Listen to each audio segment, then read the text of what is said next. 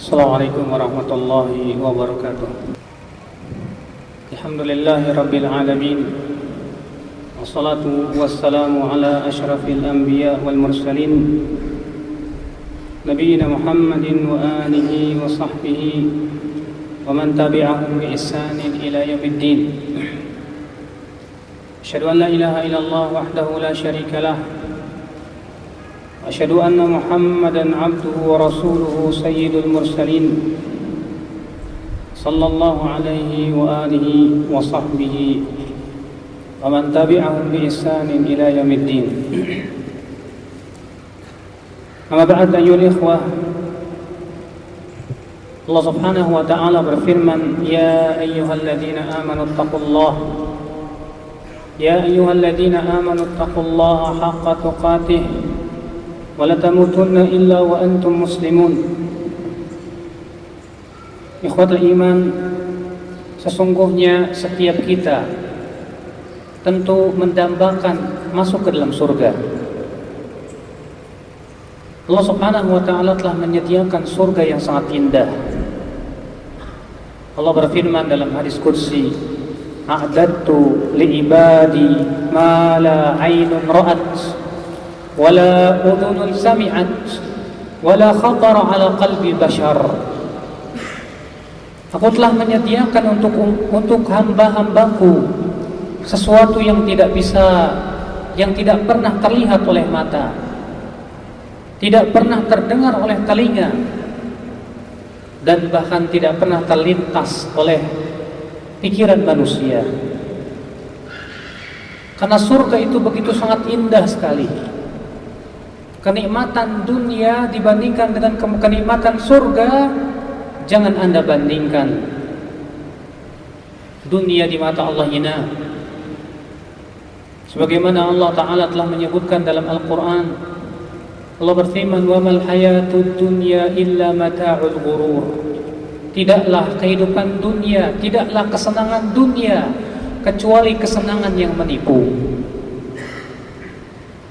Rasul kita yang mulia alaihi salatu wasallam juga menyebutkan bahwa dunia itu sesuatu yang hina.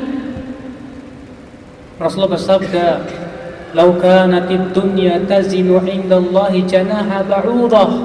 Kalaulah dunia sebanding di sisi Allah dengan sayap seekor nyamuk, ma saqallahu al-kafira ka'sa, maka Allah tidak akan memberikan orang kafir segelas air minum pun juga. Namun dunia sangat hina di mata Allah. Rasul kita yang mulia alaihi salatu wassalam pernah melewati pasar bersama para sahabatnya. Kemudian menemukan atau mendapati bangkai anak kambing yang cacat. Kemudian Rasulullah SAW bersabda, siapa yang mau membeli bangkai ini dengan 1 dirham? Kata para sahabat, wahai Rasulullah, kalaulah kambing ini hidup, kami tidak akan membelinya walaupun dengan 1 dirham. Bagaimana ia telah mati? Maka Rasulullah bersabda, la dunya ahwan indallahi min hada. Dunia itu lebih hina di mata Allah daripada bangkai anak kambing ini. Maka dari itu ya akhwat Islam, jangan Anda bandingkan dunia dengan kesenangan surga. Surga sesuatu yang luar biasa indah. Surga sesuatu yang sangat mulia sekali. Sebelum kita membahas tentang pembahasan kita itu membangun rumah di surga, sedikit kita menilik bagaimana keindahan-keindahan surga. Ikhwatul Islam, azani Allah wa iyyakum. Yang pertama, bahwa surga itu mempunyai pintu-pintu. Disebutkan dalam hadis an Abi Hurairah radhiyallahu anhu anna Rasulullah sallallahu alaihi wasallam qala, man anfaqa zawjayn fi sabilillah nudiya min abwabil jannah. Ya Abdullah, hadha khair. Faman kana min ahli shalah du'iya min babis shalah. Wa man kana min ahli jihad du'iya min babil jihad. wa man kana min ahli siyam du'iya min babir rayyan, wa man kana min ahli sadaqah du'iya min babis sadaqah. Faqala Abu Bakr As-Siddiq radhiyallahu anhu bi abi anta wa ummi ya Rasulullah ma ala man du'iya min tilkal abwab min darurah fahal yud'a ahadun min tilkal abwab kulluha? Qala na'am wa arju an takuna minhum. Rasulullah SAW bersabda, siapa yang menginfakkan sepasang harta di jalan Allah, maka akan dipanggil dari pintu-pintu surga sambil dikatakan, wahai hamba Allah, ini kebaikan. Maka siapa yang ahli dalam sholat, ia akan dipanggil dari pintu sholat. Siapa yang ahli dalam jihad, maka ia akan dipanggil dari pintu jihad. Siapa yang ahli dalam puasa, maka ia akan dipanggil dari pintu Ar-Rayyan. Dan siapa yang ahli dalam sedekah, kata Rasulullah, maka ia akan dipanggil dari pintu sedekah. Subhanallah. Berarti ya akhul Islam, pintu-pintu surga itu mengikuti amalan seorang hamba. Coba kita pikirkan setiap kita yang ingin masuk ke dalam surga, apa kelebihan kita? Kalau kita punya kelebihan dalam sholat, insya Allah kita akan dipanggil dari pintu sholat. Kalau kita punya kelebihan dalam puasa, bukan hanya puasa wajib, bukan hanya puasa Ramadan, akan tetapi ditambah dengan puasa-puasa sunnah, maka kita akan dipintu dari pintu Ar-Rayyan. Kita akan dipanggil dari pintu Ar-Rayyan. Kalau kita diberikan oleh Allah Subhanahu wa taala kelebihan di dalam sedekah, maka Allah akan panggil kita dari pintu sedekah. Yang menjadi pemikiran kita punya kelebihan di mana? Apakah kita punya kelebihan dalam sholat? Apakah kita punya kelebihan dalam sedekah? Ataukah kita kelebihan di dalam puasa? Ikhwatul Islam, pintu surga itu telah ditentukan oleh Allah Subhanahu wa taala sesuai dengan kelebihan seseorang di dalam amalan saleh. Ikhwatul Islam, dalam hadis lain yang dikeluarkan oleh Al-Imam Abu Daud dan yang lainnya, dari Sahal bin Sa'ad, ia berkata, Rasulullah sallallahu alaihi wasallam bersabda, fil jannati thamaniyatu abwabin, di surga itu ada 8 pintu, minha babun yusamma Ar-Rayyan, di antaranya ada pintu yang disebut dengan pintu Ar-Rayyan, la yadkhuluhu illa as-shaimun, tidak ada yang bisa memasukinya kecuali orang-orang yang berpuasa saja. Subhanallah ya akhwat Islam. Hadis ini menunjukkan bahwa surga itu memiliki 8 pintu. Kemudian ya akhwat Islam, penduduk surga tidak akan pernah mati selamanya. Mereka hidup di dalam kenikmatan selama-lamanya. Tidak akan pernah mereka merasa susah di sana. Disebutkan dalam hadis dari hadis Abu Sa'id dan Abu Hurairah, semoga Allah meridainya, bahwa Rasulullah SAW bersabda, "Idza dakhala ahlul jannatil jannah yunadi munadin, inna lakum an tahyaw fala tamutu abada, wa inna lakum an tasihhu fala tasqamu abada, wa inna lakum an tashubbu fala tahramu abada, wa inna lakum an tun'amu fala tab'asu abada." Kata Rasulullah, apabila penduduk surga telah masuk ke dalam surga, maka akan ada seorang malaikat yang menyeru, sesungguhnya kalian akan hidup terus dan tak akan pernah mati. Kalian akan sehat terus dan tidak akan pernah sakit. Kalian akan muda terus, kalian tidak akan menjadi tua. Kalian akan mendapatkan kenikmatan terus dan tidak akan sengsara. Subhanallah, penduduk surga Bapak tidak akan mati. Senantiasa kenikmatan menghampiri kita. Kita di dunia walaupun diberikan nikmat, apakah kenikmatan itu terus menghampiri kita? Tidak. Kita hidup di dunia ya akhal Islam telah Allah Subhanahu wa taala tentukan kepada kita dalam ayatnya, wa tilkal ayyam nudawiluha bainan nas.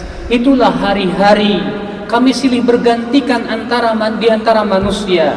Kata Ibnu Abbas, artinya hari ini kita tertawa, mungkin besok kita menangis. Hari ini kita merasa senang, mungkin besok kita susah. Hari ini kita sehat, mungkin besok kita sakit. Karena memang itulah kehidupan dunia. Tidak ada di dunia ini orang yang sehat terus, nikmat terus, bergembira terus. Itulah kehidupan dunia. Kesenangan dunia tidak akan kekal, sedangkan kesenangan akhirat itulah yang kekal ya akhal Islam, azani Allah wa iyyakum.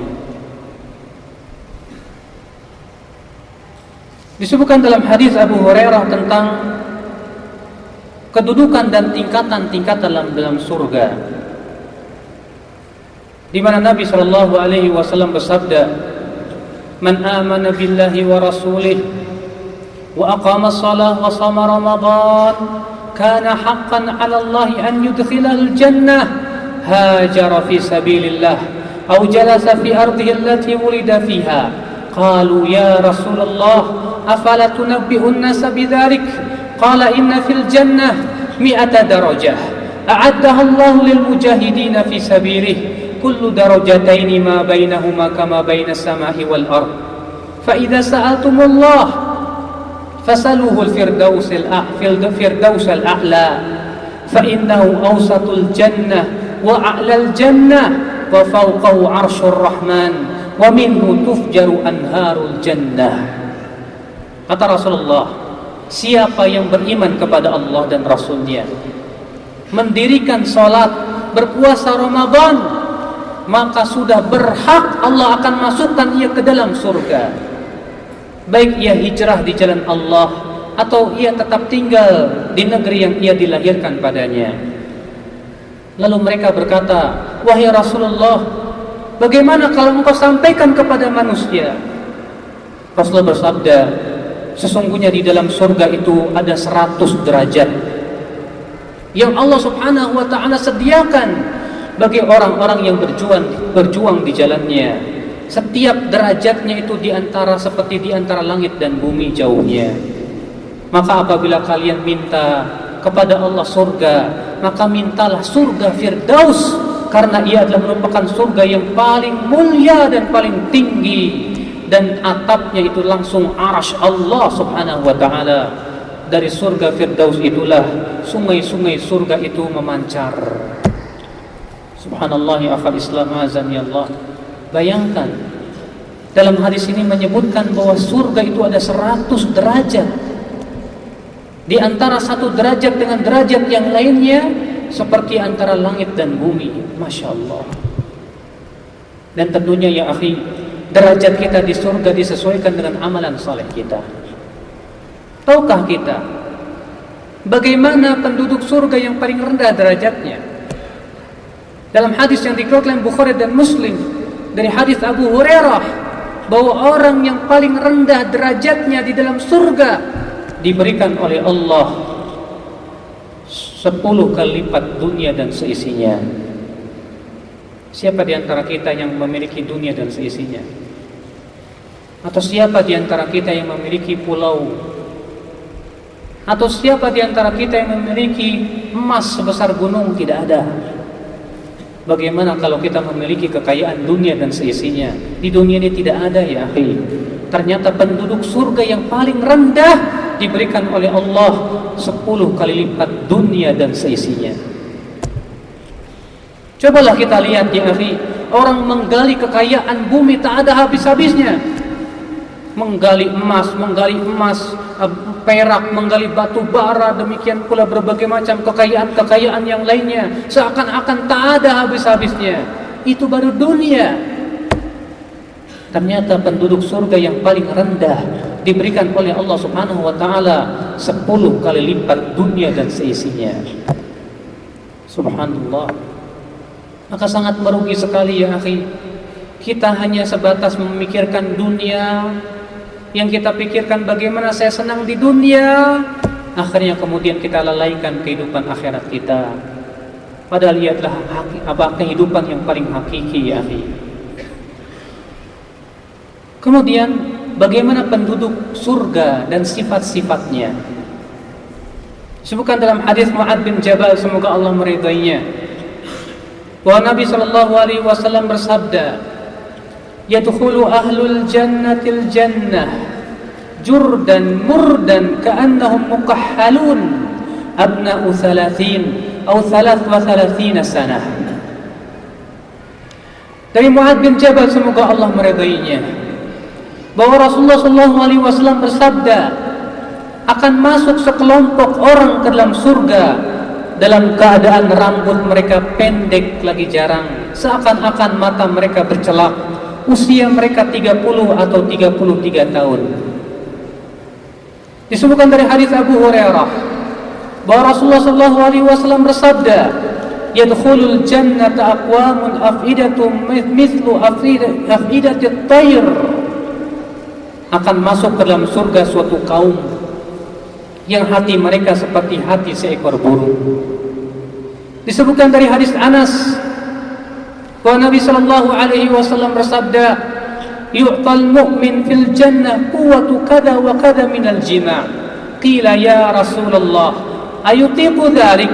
Qal yu'ta quwwatu mi'ati. Kata Rasulullah, nanti seorang mukmin di dalam surga akan diberikan kekuatan sekian-sekian dalam bersetubuh.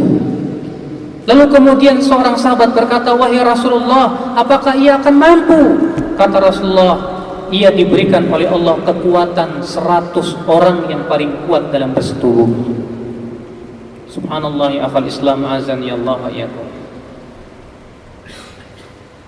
Bagaimana bidadari-bidadari surga? Jangan Anda tanya tentang bagaimana cantiknya. Kecantikan wanita dunia tidak ada apa-apanya.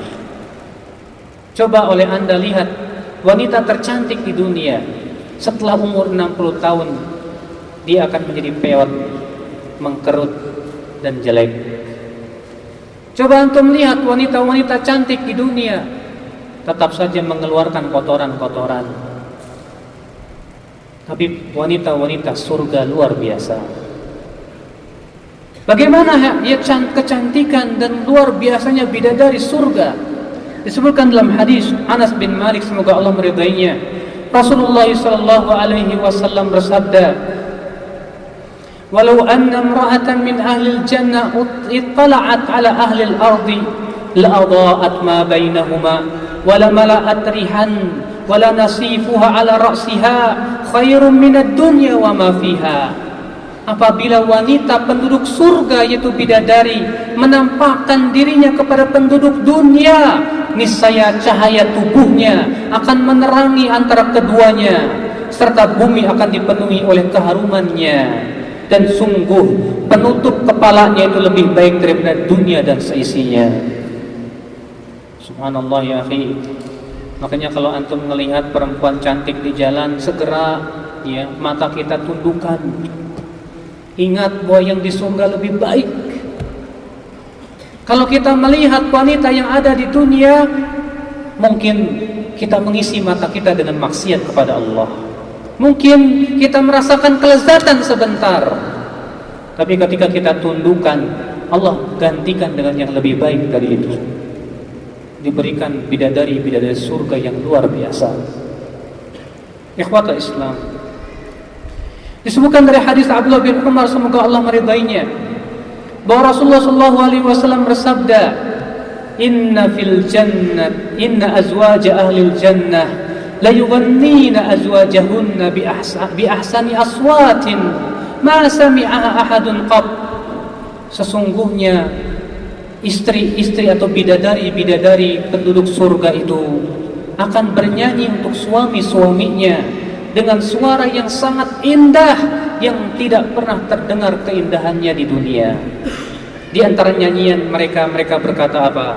Nahnul khairatul hisan, azwaju qaumin kiram, yangduruna biqurrati a'yan. Kami adalah khairatul hisan, wanita-wanita yang baik-baik dan cantik jelita, milik suami-suami yang mulia, yang melihat dengan pandangan mata yang sejuk. Di antara nyanyian yang akan dinyanyikan ya bidadari surga, nahnul khalidatu fala yamutna, nahnul aminatu fala yakhafna, nahnul muqimatu fala yadha'na. Kami akan kekal dan tidak akan mati. Kami akan terus aman dan tidak akan pernah merasa takut. Kami adalah wanita yang menetap dan tidak akan pernah pindah. Subhanallah, ikhwatul Islam azani Allah wa iyyakum. Kalau antum mendengar suara nyanyian suara seorang wanita yang sangat merdu, bagaimana rasanya? Kemerduan dunia sedikit sekali. Bagaimana dengan ya bidadari surga yang luar biasa indah ya suaranya, subhanallah. Makanan dan minuman penduduk surga. Dari Jabir, semoga Allah meridainya, Rasulullah sallallahu alaihi wasallam bersabda, ya'kulu ahlul jannati fiha wa yashrabun wa la yataghawwatuna wa la yamtakhitun wa la yabulun walakin ta'amuhum dhaka jusha'un karishhil misk yulhamuna tasbih kama yulhamuna nafas. Dari Jabir, semoga Allah meridainya, ia berkata, Rasulullah sallallahu alaihi wasallam bersabda, penduduk surga makan dan minum di dalamnya, namun tidak buang air besar, tidak buang air kecil, tidak pula beringus. Makanan mereka itulah sendawa yang baunya seperti percikan misik. Mereka diilhami untuk bertasbih sebagaimana mereka diilhami untuk bernafas. Masya Allah. Bayangkan ya akhal Islam, penduduk surga itu makan dan minum tapi tidak buang air, bayangkan. Ya, siapa di antara kita yang seperti itu? Kita makan, kita minum, pasti buang air. Entah itu buang air besar, buang air kecil. Tapi penduduk surga tidak akan buang air sama sekali. Ya. Disebutkan dalam hadis Muawiyah bin Haidah, ia berkata, Rasulullah sallallahu alaihi wasallam bersabda, inna fil jannati bahral ma wa bahral asal wa bahral laban wa bahral khamar thumma tashaqqaqul anhar ba'd.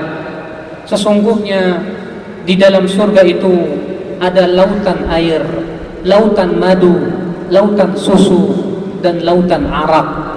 Kemudian dari lautan itu bercabang menjadi sungai-sungai. Ya. Ikhwatul Islam azani Allah wa iyyakum. Bagaimana pemandangan di surga?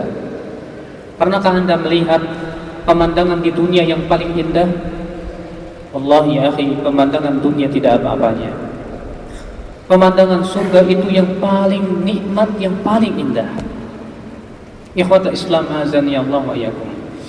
Disebutkan dalam hadis Abu Sa'id Al-Khudri, semoga Allah meridainya, bahwa Rasulullah sallallahu alaihi wasallam bersabda, inna ahlal jannah la tara'awna ahlal khuraf min fawqihim kama tatara'awna al-kawkab ad-durri al-ghabir fil ufuq min al-mashriq aw al-maghrib litafaduli ma bainahum.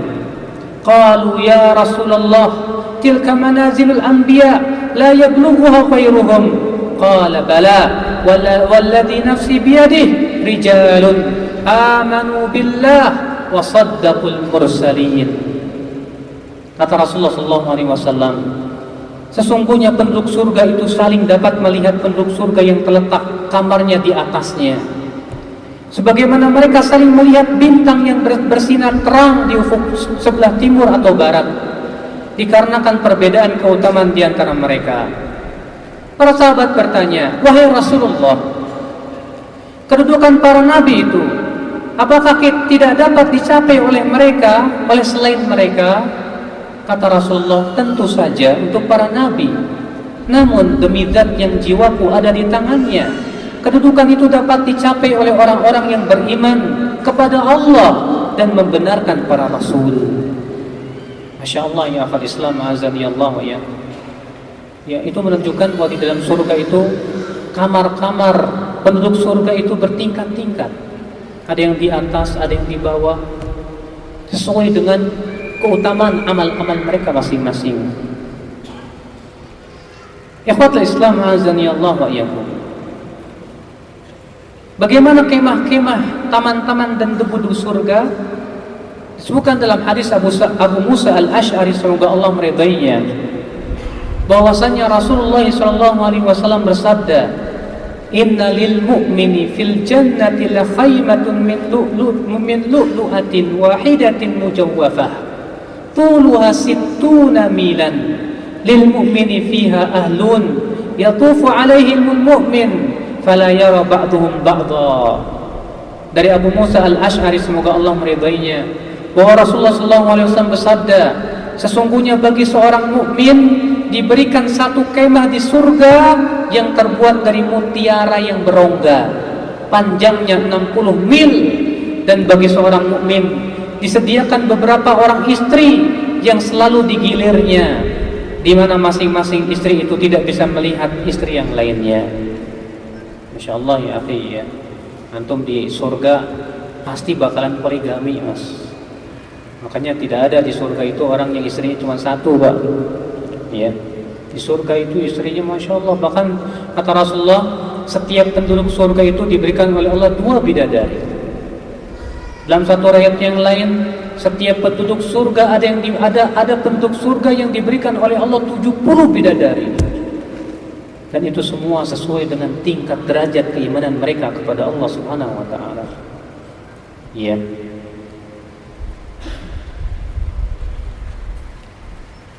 Ikhwatul Islam azani Allah wa iyyakum. Dari hadis Abu Musa al-Ash'ari radhiyallahu anhu, ketika mensifati tentang surga, beliau bersabda, "Jannatani min fiddatin aniyatuha wa ma fiha, wa jannatani min dhahabin aniyatuha wa ma fiha, wa ma bainal qaumi wa baina an yanzuru ila rabbihim illa rida'ul kibriyai ala wajhihi fi jannati adn." Rasulullah SAW bersabda, 2 buah surga terbuat dari perak, juga bejana-bejana dan segala yang terdapat di dalamnya. 2 buah surga terbuat dari emas, juga bejana-bejana dan segala yang terdapat di dalamnya. Tidaklah ada penghalang antara satu kaum dengan pandangan mereka kepada Rabb mereka kecuali selendang kebesaran di wajahnya, yaitu yang berada di surga Aden. Ikhwatul Islam azani Allah wa iyyakum. Hadis ini menunjukkan ya akhi, bahwa surga itu bertingkat-tingkat. Ada surga yang khusus terbuat dari perak semua. Ada lagi surga yang terbuat dari emas semua. Dengan apa kita mendapatkannya? Tentu dengan amalan saleh. Pohon-pohon surga. Dari Abu Sa'id Al-Khudri radhiyallahu anhu, dari Nabi sallallahu alaihi wasallam bersabda, "Inna fil jannati syajaratun yasirur raqibul jawadul mudmar minhu amma qayma yaqta'uha." Sesungguhnya di surga terdapat satu pohon yang seandainya seseorang berjalan dengan satu kendaraan yang paling bagus dan mampu berjalan selama 100 tahun, niscaya tidak akan selesai melewatinya. Artinya kuda-kuda yang dikuruskan kemudian disuruh berlari ya, dengan cepatnya selama 100 tahun tetap saja tidak akan ada habis-habisnya. Masya Allah ya akhal Islam azani Allah wa iyyakum. Yang jelas Pak, jangan Anda tanya tentang keindahan pohon-pohon surga. Sangat indah sekali. Pasar-pasar surga. Di surga ada pasar? Ada. Iya. Tapi pasarnya Pak khusus di hari Jumat saja. Kalau di Jakarta ada pasar Jumat, pasar Senin, pasar Minggu, ya. Kalau di surga adanya pasar Jumat doang. Kenapa? Karena penduduk surga ke pasar hanya pada hari Jumat saja. Disebutkan dalam hadis Anas bin Malik bahwasanya Rasulullah bersabda, "Inna fil jannati lasuqan ya'tunaha kulla jumu'ah, fatahubbu rihu syamal, fatahthu fi wujuhihim wa thiyabihim, fayazdaduna husnan wa jamalan, fayarji'una ila ahlihim faqad izdadu husnan wa jamalan, fayaqulu lahum ahluhum wallahi laqad izdadtum ba'dana husnan wa jamalan, fayaqulun wa antum wallah laqad izdadtum ba'dana husnan wa jamalan. Dari Anas, semoga Allah meridainya, bahwa Rasulullah SAW bersabda, sesungguhnya di surga terdapat pasar yang ramainya hanya pada hari Jumat saja, yang didatangi hanya di hari Jumat saja. Maka ketika itu angin berhembus dari arah utara dan menerpa wajah-wajah dan pakaian mereka, sehingga bertambah kegantengan dan keindahan mereka. Mereka pun kembali ke istri-istrinya dalam keadaan tambah ganteng, tambah indah. Kemudian istri-istrinya berkata, demi Allah, sungguh engkau bertambah indah dan rupawan. Mereka pun berkata, dan kalian pun demi Allah bertambah indah dan rupawan. Coba Pak, kalau antum di dunia pulang dari pasar, kira-kira tambah ganteng nggak Pak? Mungkin wajah kita berdebu, mungkin pakaian kita bau. Kenapa? Karena pasar bau, banyak sampah. Tapi orang yang pulang dari pasar surga malah bertambah ganteng, bertambah rupawan, bertambah indah. Subhanallah. Iya, luar biasa. Ikhwata Islam azani Allah wa iyyakum. Dan sifat-sifat surga yang lainnya. Namun karena waktunya sempit, kita langsung kepada pembahasan, itu bagaimana membangun rumah di surga. Akhi, kalau di dunia kita pengen bangun surga, butuh duit banyak. Apalagi kalau pengen punya rumah yang besar dan megah, miliaran antum harus kumpulkan uang. Tapi akhi, kalau antum pengen membangun rumah di surga, antum tidak butuh duit yang banyak, cukup beramal saleh.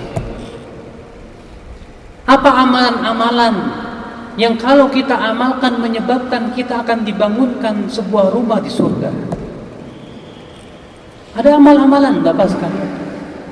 Siapa saja di antara kita yang ingin dibangunkan sebuah rumah di surga, hendaklah dia mengamalkan amalan ini. Iya.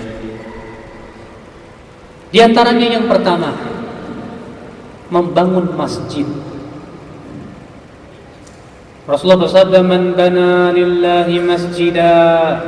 Siapa yang membangun masjid karena Allah, banallahu lahu baitan fil jannah, maka Allah akan bangunkan sebuah rumah di surga.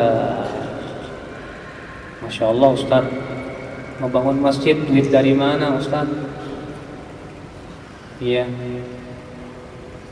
Kalau begitu untuk membangun sebuah rumah di surga butuh duit banyak juga dong buat bangun masjid. Memang kalau kita melihat hadis ini tampaknya iya. Tapi ketika kita melihat ada riwayat lain dan tambahan lain, berbahagia kita. Dalam hadis yang dikutip Ibnu Majah dari hadis Jabir bin Abdullah, bahwa Rasulullah bersabda, "Man bana lillahi masjidan walau kamafhasi qitatin atau qitatin, banallahu lahu baitan fil jannah." Ya. Siapa yang membangun masjid karena Allah walaupun sebesar sangkar burung, maka Allah akan bangunkan rumah di dalam surga. Mana mungkin Ustaz membangun masjid sebesar sangkar burung? Siapa yang mau sholat di situ? Burung? Tidak. Kalau antum misalnya melihat ada pembangunan masjid, antum datang, Pak, saya sumbang deh pasir semeter, maka tetap Allah akan bangunkan buat antum sebuah rumah di surga. Pak, saya mau bantu nih Pak 1 juta buat pembangunan masjid, Allah akan bangunkan untuk antum sebuah rumah di surga. Alhamdulillah. Iya.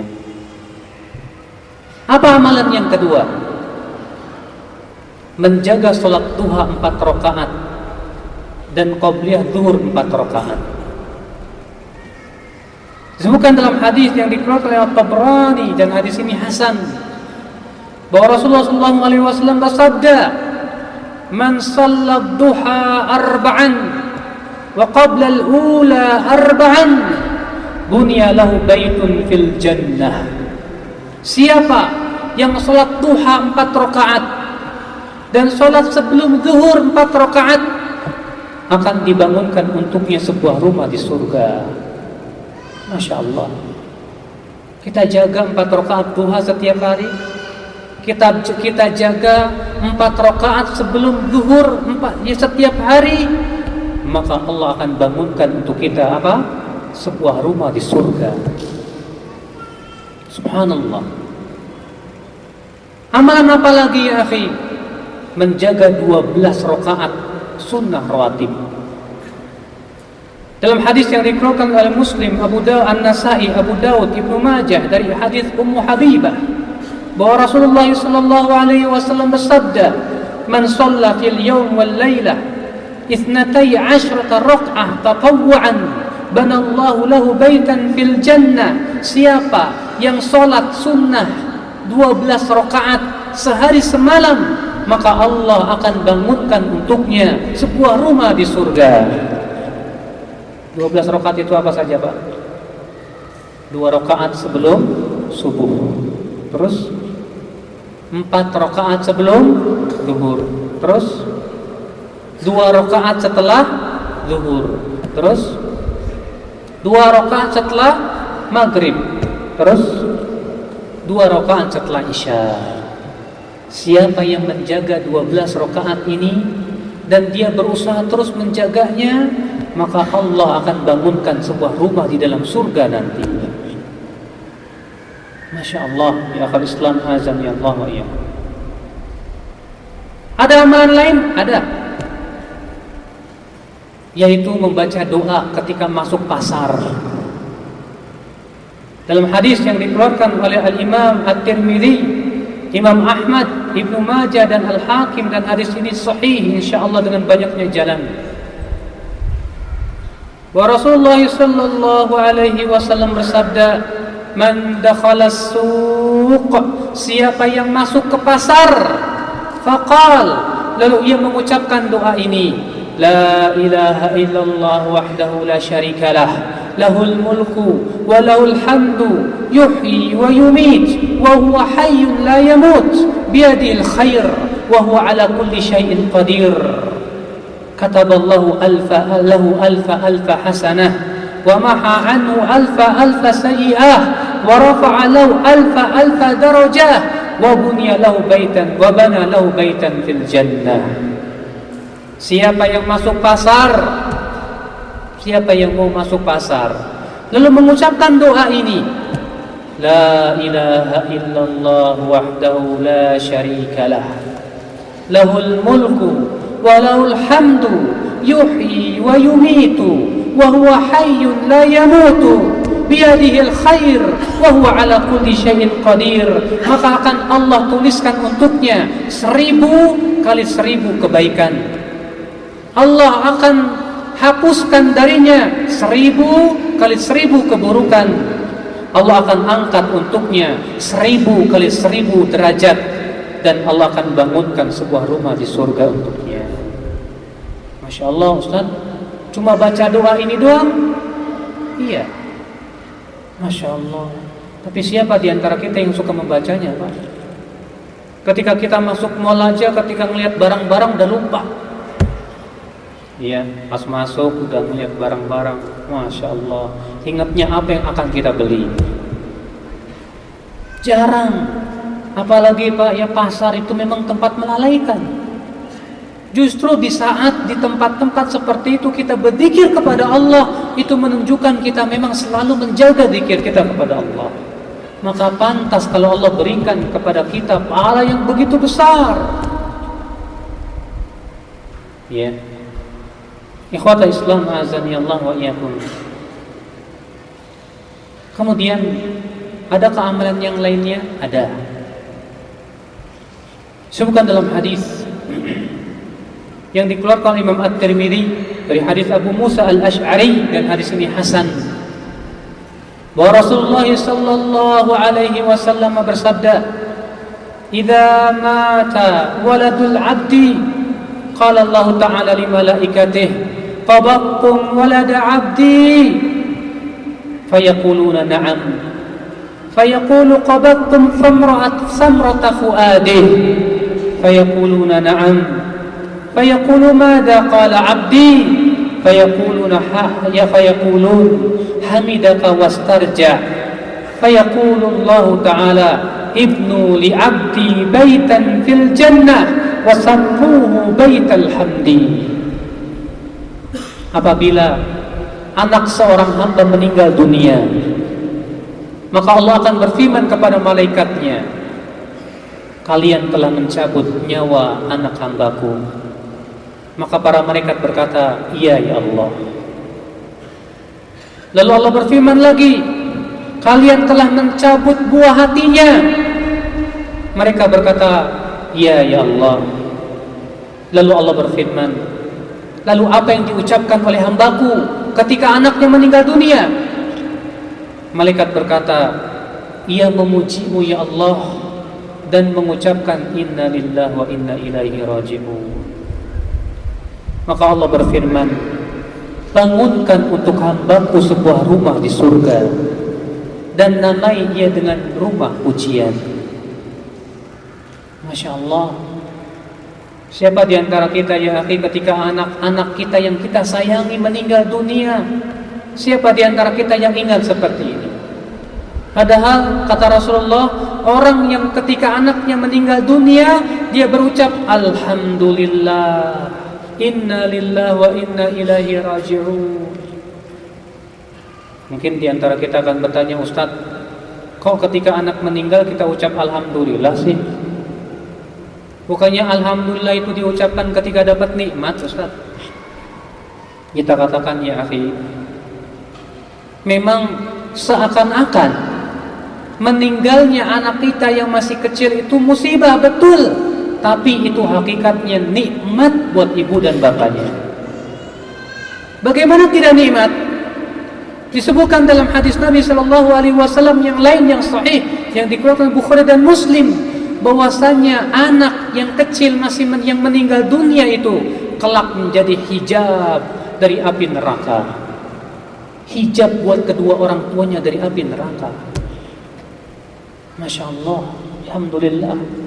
Makanya Rasulullah SAW mengatakan, ya apabila seorang hamba yang meninggal dunia anaknya, lalu dia ucapkan alhamdulillah, inna lillahi wa inna ilaihi raji'un, maka Allah berfirman kepada malaikatnya, bangunkan untuk hambaku sebuah rumah di surga dan namai ia dengan rumah pujian. Kata siapa? Alhamdulillah itu hanya ketika mendapatkan kenikmatan saja. Tidak, Bapak. Disebutkan dalam hadis yang dikeluarkan oleh Muslim dalam sahihnya, bahwa Rasulullah sallallahu alaihi wasallam apabila ditimpa kesenangan, beliau mengucapkan alhamdulillahilladzi tatimmu bihi shalihat. Dan apabila beliau ditimpa musibah, beliau mengucapkan alhamdulillahi ala kulli hal. Ini menunjukkan, Pak, seorang mukmin itu memuji Allah di setiap keadaan, baik ketika susah, apalagi ketika senang. Ya. Ada lagi amalan yang kalau kita amalkan bisa membuat kita dibangunkan sebuah rumah di surga? Ada. Dengarkan hadis ini, hadis yang dikeluarkan Abu Daud dari hadis Abu Umamah, dan hadis ini hasan. Bahwasanya Rasulullah sallallahu alaihi wasallam bersabda, "Ana za'im bi baitin fi rabadil jannah liman tarakal mira'a wa in kana muhiqan, wa baitin wasatal jannah liman tarakal kadhiba wa in kana mazihan, wa baitin fi a'lal jannah liman hasuna khuluquhu." Aku menjamin dengan sebuah rumah di pinggiran surga buat orang yang meninggalkan perdebatan walaupun ia di pihak yang benar. Dan aku menjamin dengan sebuah rumah di tengah surga buat orang yang meninggalkan dusta walaupun dalam keadaan bercanda. Dan aku menjamin dengan rumah di surga yang paling tinggi buat orang yang akhlaknya baik. Masya Allah ya akal Islam azani Allah ya. Ya Rasulullah SAW mengatakan apa? Aku menjamin dengan sebuah rumah di pinggiran surga. Kalau kita hidup di pinggiran Jakarta nggak enak Pak. Tapi kalau di pinggiran surga luar biasa. Kata Rasulullah, aku menjamin dengan rumah di pinggiran surga. Buat siapa Pak? Buat orang yang meninggalkan perdebatan walaupun ia di pihak yang benar. Kemudian Rasulullah bersabda lagi, aku menjamin dengan sebuah rumah di tengah surga. Buat siapa Pak? Buat orang yang meninggalkan dusta walaupun ia bercanda. Kadang-kadang kita kan suka bercanda ya, tapi canda kita diselingi dengan dusta. Kadang kita menceritakan cerita-cerita fiksi, cerita-cerita yang tidak ada kenyataannya, cerita tentang si Kabayan, cerita tentang Abu Nawas, cerita tentang si Juha, yang isinya memang lucu, padahal itu cerita tidak ada kenyataannya. Kita ceritakan sengaja Pak, supaya orang-orang tertawa. Wallahi Pak, perbuatan ini tidak benar. Bahkan Imam Abu Daud, Tirmidzi dan Nasai meriwayatkan bahwa Rasulullah SAW bersabda, wailun liman kadzaba, ya, liman haddatsa fayaqdzib liyudhika bihin nas, wailun lah, kata Rasulullah. Celaka, neraka wail buat siapa? Buat orang yang berbicara lalu ia berdusta agar orang-orang tertawa. Celaka dan celaka, wail dan wail. Bayangkan bapak-bapak sekalian, Rasulullah SAW mendoakan 3 kali kecelakaan Bapak. Buat siapa? Buat orang yang berbicara dusta hanya karena tujuannya supaya orang-orang tertawa. Lihat para pelawak itu. Maka dari itu kata Rasulullah, orang yang meninggalkan dusta ketika ia bercanda pun Rasulullah akan jamin dengan sebuah rumah di tengah-tengah surga. Masya Allah. Kemudian kata Rasulullah, aku jamin dengan rumah di surga yang paling tinggi. Buat siapa? Liman hasuna khuluquhu, buat mereka yang akhlaknya baik, buat mereka yang akhlaknya indah. Sudahkah akhlak kita seperti akhlak Rasulullah? Menebar senyum kepada setiap muslim? Ataukah kita malah menjadi orang-orang yang jauh dari akhlak Rasulullah? Terkadang ketika kita bertemu dengan sesama kita, sesama muslim, kita tidak mau tersenyum sedikit pun juga. Di manakah kita dengan hadis Rasulullah, atabassum fi wajhi akhika sadaqah, tersenyum di wajah saudaramu sadaqah. Dia termasuk akhlakul karimah. Sudahkah kita tawadhu di hadapan manusia? Sudahkah kita bertutur kata yang baik dan sopan santun di hadapan manusia? Wallahi Bapak, akhlakul karimah menyebabkan pelakunya akan disediakan rumah di surga yang paling tinggi. Bahkan kata Rasulullah SAW, laisa syai'un athqalu fil mizani indallahi yaumal qiyamah min khuluqin hasan. Tidak ada satupun amalan yang paling berat timbangannya pada hari kiamat dari akhlak yang terpuji. Makanya akhlak yang terpuji itu jangan dilecehkan Pak. Akhlak kita kepada ibu kita, akhlak kita kepada orang tua kita, akhlak kita kepada tetangga kita, akhlak kita kepada sesama muslim, akhlak kita kepada siapa? Kepada anak-anak kita. Ikhwatul Islam azani Allah wa iyyakum. Ada lagi amalan, siapa yang mengamalkan akan dibangunkan untuk dia sebuah rumah di surga? Ada. Hadis yang dikeluarkan An-Nasai, Ibnu Hibban dan Al-Hakim, dan hadis ini sahih. Wa Rasulullah sallallahu alaihi wasallam bersabda, "Ana za'imun liman amana bi wa aslam wa hajar bi baitin fi rabadil jannah wa baitin fi wasatil jannah wa baitin fi a'la ghurafil jannah wa ana za'imun liman amana bi wa aslam wa jahada fi sabilillah bi baitin fi rabadil jannah wa baitin fi wasatil jannah wa baitin fi a'la ghurafil jannah faman fa'ala dhalika lam yada' lil khairi matlaba wala minasyarri mahraba yamutu haitsu syaa an yamuta." Aku menjamin bagi orang yang beriman kepadaku dan masuk Islam lalu ia berhijrah dengan rumah di pinggir surga, di tengah surga, dan di surga yang paling tinggi. Dan aku jamin buat orang yang beriman kepadaku dan masuk Islam lalu ia berjihad di jalan Allah dengan rumah di pinggir surga, di tengah surga, dan di surga yang paling tinggi. Siapa yang melakukan itu, maka ia tidak meninggalkan kebaikan itu sedikit pun juga, tidak pula ia meninggalkan keburukan kecuali ia lari darinya.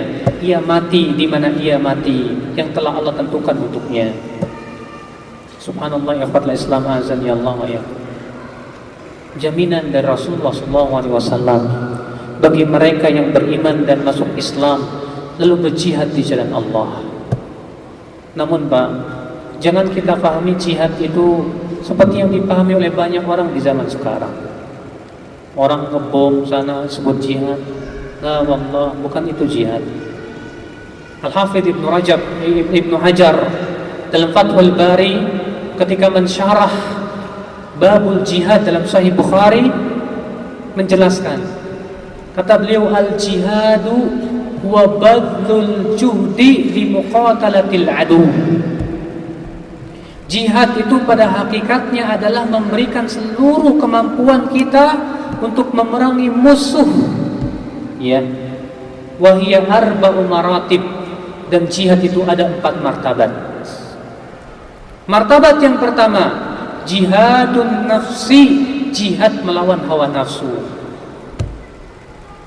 Yang kedua, jihadus syaitan, jihad melawan setan.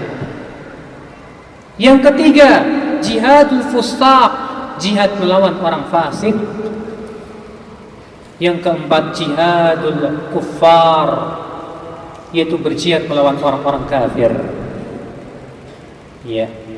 Itu pun juga Bapak sekalian ada perincian-perinciannya. Jangan kita pahami jihad seperti yang kita lihat di zaman sekarang. Orang sekarang sedikit-sedikit jihad. Akan tetapi jihad tentunya sesuai dengan yang telah Rasulullah SAW dan telah dijelaskan oleh para ulama dalam kitab-kitab mereka. Bagaimana berjihad? Terutama jihad yang pertama saja terkadang kita sulit sekali. Jihad melawan diri sendiri, jihad melawan hawa nafsu. Makanya dalam hadis yang dikeluarkan Ibnu Najjar dari hadis Abu Dzar, Rasulullah SAW menjelaskan tentang siapa hakikat mujahid. Beliau bersabda, al-mujahidu man jahada nafsahu li ta'atillah. Orang yang berjihad itu hakikatnya orang yang menjihadi dirinya untuk mentaati Allah Subhanahu wa taala. Itulah orang yang mujahid. Belum lagi jihad melawan setan ya. Karena setan itu subhanallah ya, tipu dayanya sangat lembut sekali. Terkadang kita terseret tanpa kita merasakannya. Alhamdulillah. Jadi ini Bapak sekalian, amalan-amalan yang Rasulullah SAW telah beritahukan kepada kita bahwa amalan itu menyebabkan akan dibangunkan sebuah rumah di surga. Alhamdulillah, Bapak mengamalkan ini, dibangun sebuah rumah di surga. Tapi Pak, kalau rumah Bapak nggak ada kamarnya nggak enak Pak. Sekarang bagaimana membuat kamar-kamar VIP di dalam rumah kita di surga? Ada amalannya? Ada. Dalam hadis yang dikeluarkan oleh Bazzar dan yang lainnya, Rasulullah SAW bersabda, "Inna fil jannati la ghurafan tura dhuhuruha min butuniha wa butunuha min dhuhuriha." Di dalam surga itu ada kamar-kamar yang luarnya tampak dari dalamnya, dalamnya tampak dari luarnya. Masya Allah. Luarnya tampak dari dalamnya, dalamnya tampak dari luarnya. Ini pasti kamar yang sangat istimewa sekali. Lalu para sahabat bertanya, "Liman ya Rasulullah?" Buat siapa wahai Rasulullah? Apa kata Rasulullah sallallahu alaihi wasallam? Kata Rasulullah sallallahu alaihi wasallam, "Liman at'ama at-ta'am." Buat orang yang senantiasa memberikan makanan. Ya. Kemudian apa? Lalu ia pun menebarkan salam. Lalu ia pun sholat di waktu malam dalam keadaan orang-orang sedang tidur. Ya, subhanallah. Dalam riwayat yang lain dengan lafaz kata Rasulullah SAW, "A'addaha Allahu liman at'ama at-ta'am wa alana al-kalam wa taba'a as-siyam wa shalla bil-laili wan-nasu niyam." Kamar-kamar itu untuk siapa, Pak? Untuk orang yang memberikan makan kepada fakir miskin, yang melembutkan ucapannya, yang senantiasa berpuasa yang sunnah maupun yang wajib, dan ia sholat malam ketika orang-orang sedang tidur. Maka siapa yang mengamalkan amalan ini, maka akan diberikan kamar-kamar yang luar biasa di dalam surga. Alhamdulillah, ternyata rumah kita sudah ada kamar-kamarnya. Tapi Pak, kalau kita punya rumah nggak punya taman, kayaknya nggak enak, Bapak. Bagaimana kita membuat taman-taman di surga, Pak? Ya, menanam tanaman di surga tiada lain adalah dengan berzikir kepada Allah Subhanahu wa taala. Dalam hadis yang sahih, ketika Rasulullah SAW Isra Mi'raj bertemu dengan Allah, ketika Rasulullah bertemu dengan Nabi Ibrahim di langit yang ketujuh, Nabi Ibrahim berkata kepada Rasulullah, "Ya Muhammad, aqri ummataka minni salam." Wahai Muhammad, sampaikan salam dariku untuk umatku. Wa akhbirhum annal jannata thayyibatut turbah, adbatul ma', wa annaha qi'an, wa anna ghirasaha subhanallah walhamdulillah la ilaha illallah wallahu akbar. Kata Nabi Ibrahim kepada Rasulullah, "Wahai Muhammad, kabarkan, sampaikan salam dariku untuk umatmu, dan kabarkan kepada mereka bahwasanya surga itu tanahnya bagus dan gembur, airnya sangat, ya, airnya itu adbatul ma, sangat segar sekali, dan bahwasanya tanahnya sekarang masih kosong, dan bahwasanya tanamannya itu adalah subhanallah, alhamdulillah, la ilaha illallah, Allahu akbar." Berarti Bapak ya, kalau kita ingin ditanamkan tanaman-tanaman di surga, maka ucapkan ini, subhanallah, alhamdulillah, la ilaha illallah, Allahu akbar. InsyaAllah Bapak-Bapak sekalian, apabila kita melakukan ini, kita akan diberikan taman-taman di surga. Alhamdulillah. Maka jadilah rumah kita yang cantik, sebuah istana di surga, di dalamnya kamar-kamar yang istimewa, dikelilingi dengan taman-taman yang sangat indah sekali, dihuni oleh bidadari-bidadari yang cantik jelita. Apa rasanya Bapak? Sungguh sangat nikmat sekali. Tapi itu nanti di surga. Bagi mereka-mereka yang memburu surga, hendaklah kita bersungguh-sungguh memburu surga Bapak. Karena surga tidak akan bisa kita raih dengan bersenang-senang dan santai-santai. Surga bisa kita raih dengan cara bersungguh-sungguh Bapak. Surga bisa kita raih dengan cara kita berjihad, ya, terhadap diri kita sendiri. Maka mudah-mudahan apa yang saya sampaikan ini sedikitnya memberikan motivasi kepada kita untuk terus kita memburu surga, mencari jalan menuju surga. Wallahu a'lam. Saya kira cukup sampai di sini dan kita buka tanya jawab sampai mendekati waktu asar. Mungkin tulis pertanyaan berupa tulisan ya.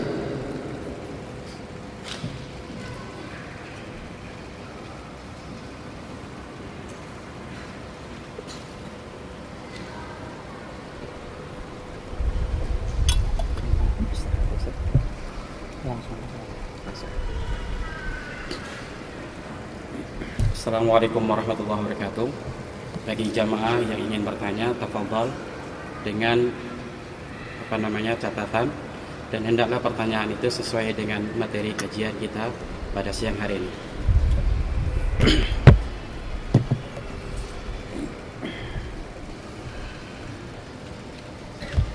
Ada yang bertanya, Ustadz, kalau laki-laki dikasih bidadari, terus wanita dikasih bidadara, Pak, nggak ada bidadara, Pak, adanya bidadari.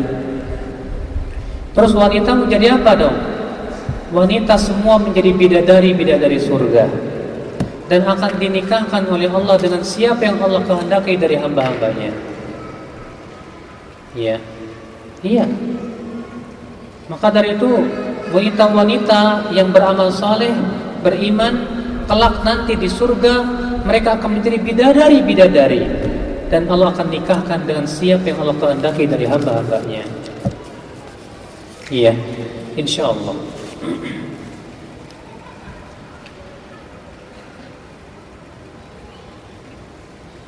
Bagaimana atau amalan-amalan supaya satu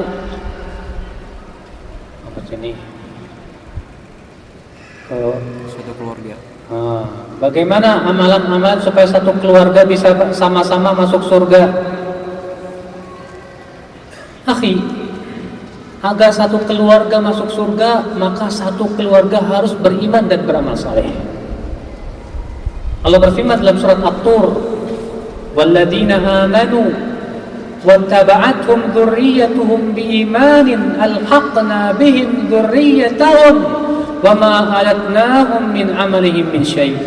Dan orang-orang yang beriman dan diikuti oleh keturunan-keturunannya untuk beriman kepada Allah, maka kami akan pertemukan mereka semua di dalam surga dan kami tidak akan sia-siakan amalan mereka sedikit pun juga. Berarti kalau bapak ingin sekeluarga masuk surga, didiklah istri dan anak-anak bapak dan keturunan bapak untuk beriman kepada Allah, beriman kepada Al-Quran, beriman kepada hadis, beriman kepada kehidupan akhirat, beramal saleh.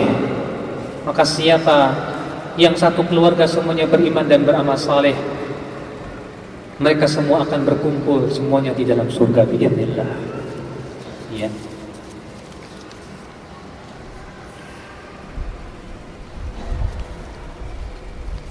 Bagaimana makna hadis tentang sifat penduduk surga yang hati mereka seperti seekor burung?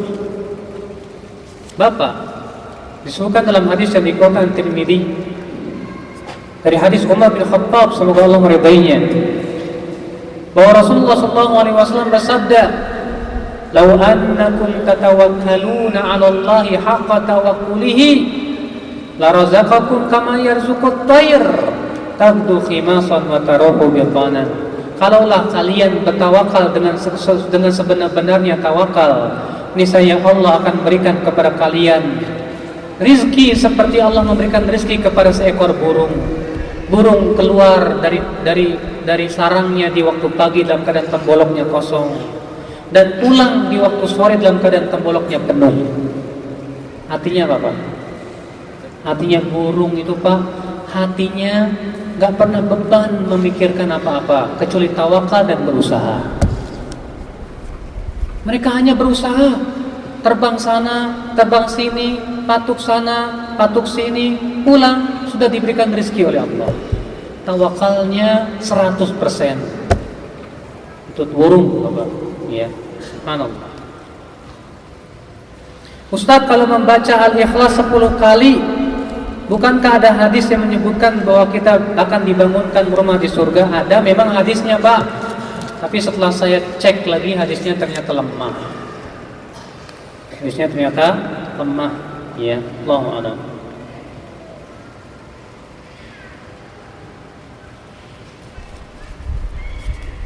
Ustadz, sudah cukup jelas gambaran surga dan kenikmatannya, dan sudah cukup jelas neraka dan bagaimana seramnya siksanya. Lantas apa yang menjadi penyebab seseorang tidak mau beramal soleh? Sebabnya banyak, Pak. Sebab yang pertama, karena ada jin dan setan, ada iblis dan bala tentaranya. Sebab yang kedua, karena manusia punya syahwat dan hawa nafsu. Sebab yang ketiga, karena dunia begitu menipu. Makanya Pak, disebutkan dalam hadis yang dikeluarkan oleh Nasai, "Uffatil jannatu bil makarih." Surga itu dikelilingi dengan sesuatu yang berat. Berat terhadap apa? Terhadap syahwat kita dan hawa nafsu kita. Memang surga itu indah sekali, memang neraka itu keras sekali. Tapi kenapa kok kita terkadang ketika diiming-imingi dengan surga kita lelet dan kita malas? Lihat saja, banyak kaum muslimin kalau ditanya, Anda yakin ada surga? Yakin. Anda yakin Anda ada neraka? Yakin. Tapi ketika dikumandangkan adzan, hayya 'alas shalah, hayya 'alal falah, mereka masih asik-asikan di rumah, hatinya tak tergerak dengan panggilan adzan. Tapi ketika diumumkan di masjid, saudara-saudara, nanti setelah sholat akan dibagikan setiap orangnya dapat 1 juta. Saya yakin Pak, orang-orang segera lari ke masjid Pak. Itu menunjukkan Pak, karena mereka lebih tertipu oleh dunia. Mereka lebih semangat ketika diberikan motivasi dunia, tapi kurang semangat ketika diberikan motivasi akhirat. Karena keimanan dia kepada Allah dan hari akhirat lemah sekali di hatinya.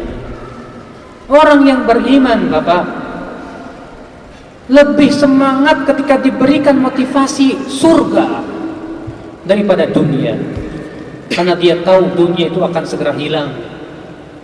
Tapi kalau ia kenikmatan surga, ia kekal selama-lamanya. Nah ini akal Islam, azani Allah wa iyyakum.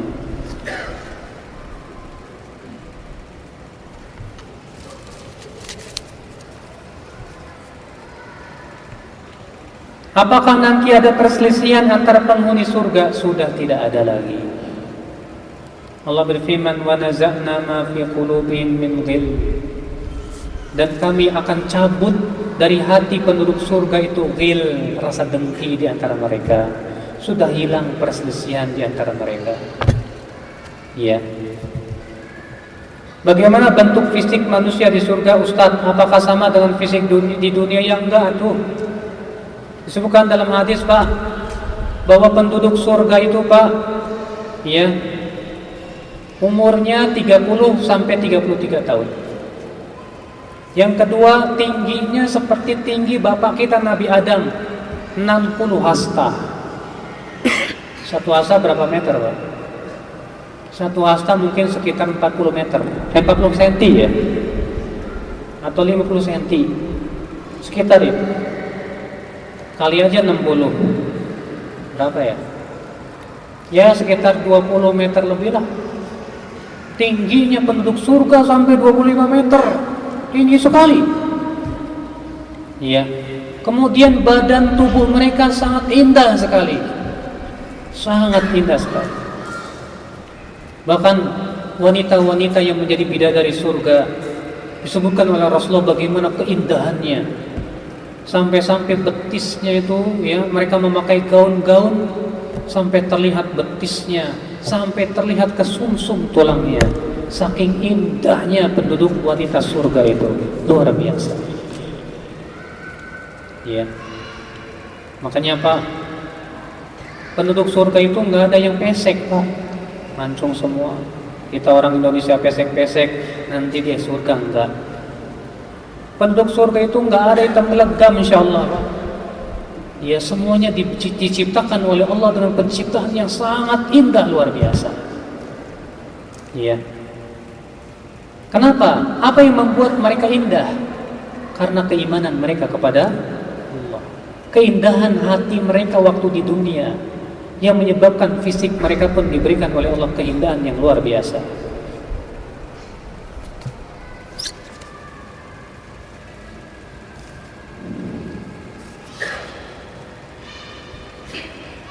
Ustadz, apa ada istri dalam neraka? Pak, tujuan istri ngapain sih, Pak? Tujuan dikasih istri itu untuk bersenang-senang dengan kelezatan, jima bersetubuh. Di neraka boro-boro mau setubuh,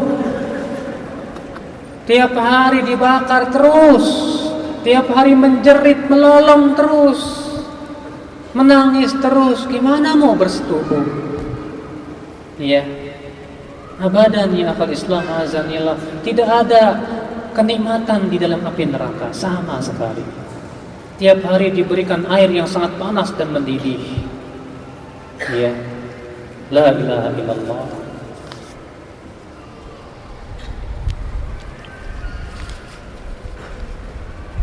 Apakah Rasulullah bertemu dengan Allah ketika Isra Mi'raj itu dengan fisik? Ya. Memang terjadi khilaf para ulama menjadi 3 pendapat. Ada menjadi 2 pendapat. Ada yang mengatakan dengan rohnya saja. Ada yang mengatakan roh dan fisik. Dan ini pendapat mayoritas ulama. Dan ini yang harus kita ambil. Kenapa? Karena ini menunjukkan kekuasaan Allah yang maha kuasa. Karena Allah kuasa atas segala sesuatu. Dan bagi Allah itu mudah sekali. Mudah. Benarkah ada hadis yang mengatakan bahwa Rasulullah tidak pernah melakukan sholat duha?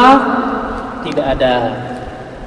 Tidak ada hadis mengatakan demikian kecuali Pak, sepengetahuan sebagian sahabat. Ya. Sebagian sahabat ada yang menukil. Ya. Aku kalau melihat Rasulullah sholat duha, seakan-akan beliau tidak akan meninggalkannya. Dan kalau beliau meninggalkan sholat duha, seakan-akan beliau tidak akan melakukannya. Adapun hadis-hadis tentang keutamaan sholat duha banyak.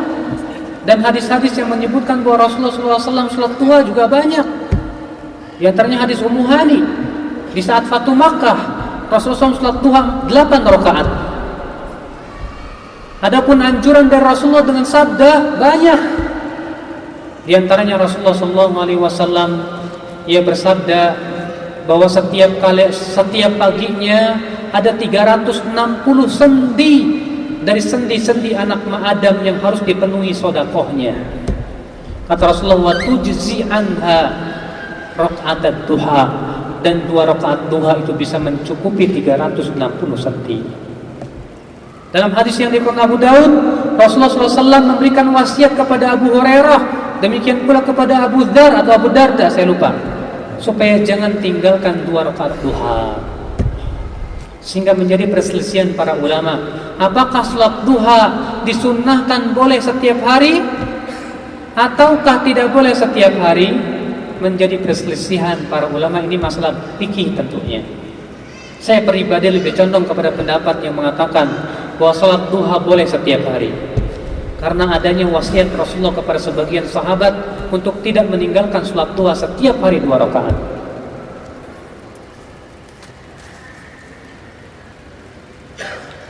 Apakah kita bisa membangunkan rumah di surga untuk kedua orang tua kita, Ustaz?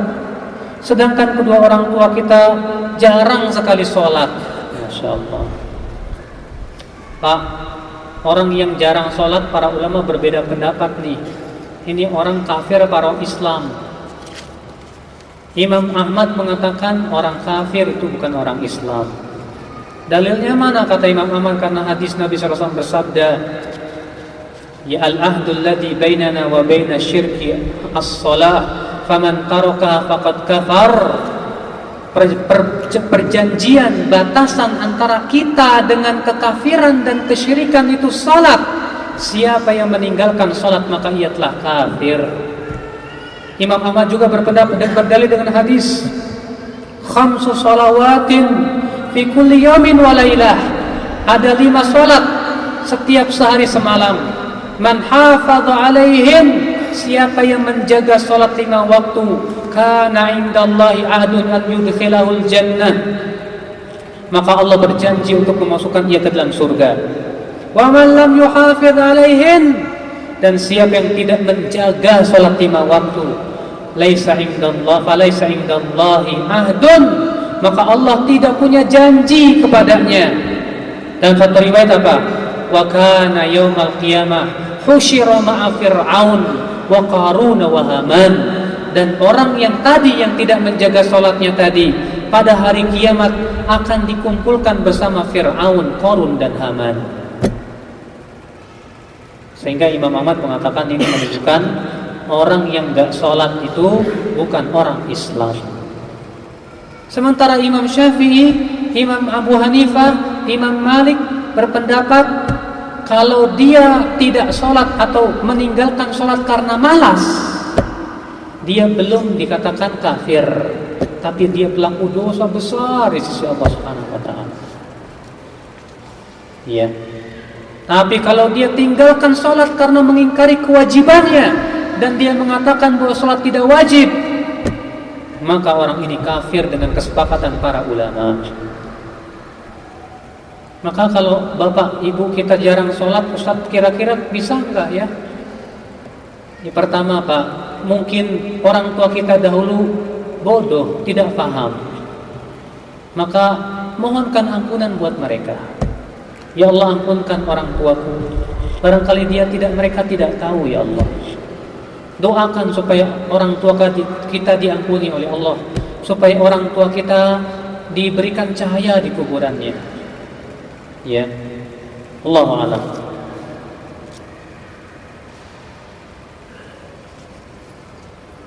Orang yang melakukan safar, bagaimana menjaga sholat sunnah 12 rakaat di mana pekerjaannya memang selalu safar?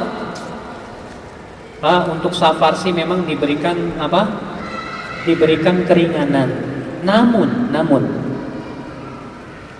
orang yang meninggalkan sebuah kebiasaan karena safar atau sakit, maka Allah tidak mendolimi dia. Allah tetap tuliskan sesuai dengan kebiasaannya tersebut.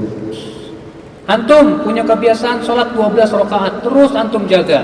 Qadarullah antum harus safar selama seminggu, maka selama seminggu Allah tetap catat kebiasaan antum itu seperti sedia kala, seperti antum tidak safar dan tidak sakit.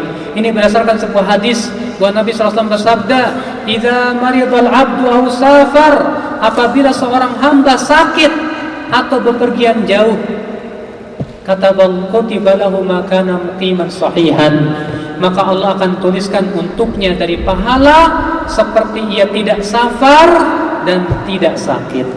Artinya sempurna. Maka kalau antum punya kebiasaan sholat rawatib, kemudian antum safar, sementara ketika safar sholat rawatib tidak disunahkan buat orang yang safar, maka tetap Allah catat buat antum kebiasaan mulia tersebut karena antum telah membiasakannya. Inilah Pak ya, kenapa Rasulullah SAW menganjurkan kita untuk mendawamkan sholat amalan kita. Kata Rasulullah apa? Kata Rasulullah, ahabbul a'mali ilallah adwamuha wa in qalla. Amal yang paling dicintai oleh Allah, yang paling langgeng walaupun sedikit.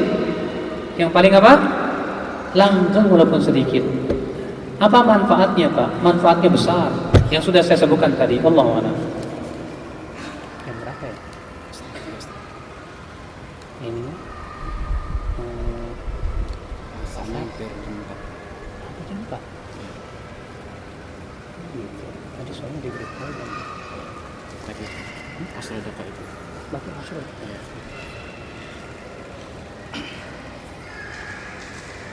Siapa yang menghendaki kehidupan akhirat hendaklah meninggalkan perhiasan dunia. Apa yang dimaksud dengan perhiasan dunia? Apakah menghindari makanan lezat, pakaian bagus dan semisalnya? Ini hadis bukan ya? Atau ayat? Ayat bukan, hadis bukan.